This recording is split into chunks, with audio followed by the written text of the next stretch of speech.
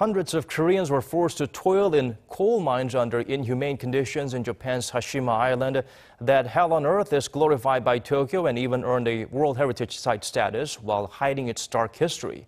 UNESCO stepped up and urged Japan to inform the world of all aspects of the so-called battleship island. Lee Ji-won gets us up to speed with the developments. UNESCO has urged Japan to tell the world about the brutalities committed against the Koreans it forced to work on Hashima Island during World War II.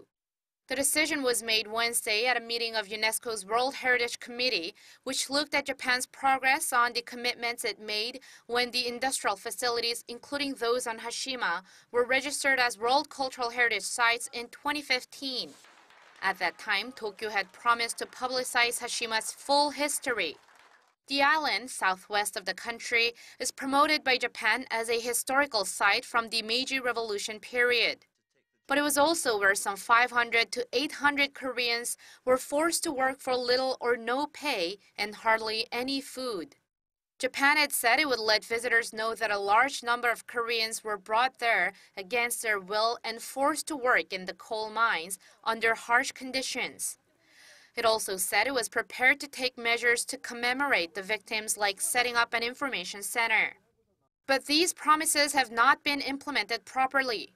Japan's implementation report submitted last year not only omitted phrases like forced and against their will, it said simply that a large number of people from the Korean peninsula supported Japanese industry.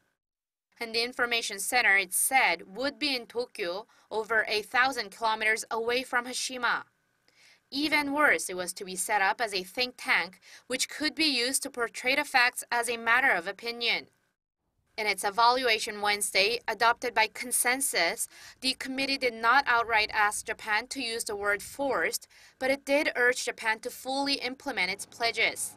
It also strongly urged Japan to consider international best practices when it interprets the full history.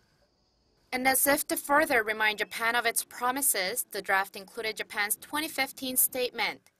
Japan's delegate to UNESCO, Takeo Yamada, said that Japan intends to carry out the committee's requests and keep its own promises. South Korea's foreign ministry called UNESCO's decision meaningful and said it'll continue to seek dialogue with Tokyo as well as the international community. Our government will be closely watching Japan's implementation of its promise and continue to urge Tokyo to commemorate the victims in a sincere manner at the earliest time. Japan's next implementation report is due by December of 2019 and will be examined by the committee in 2020. Lee Ji-won, Arirang News.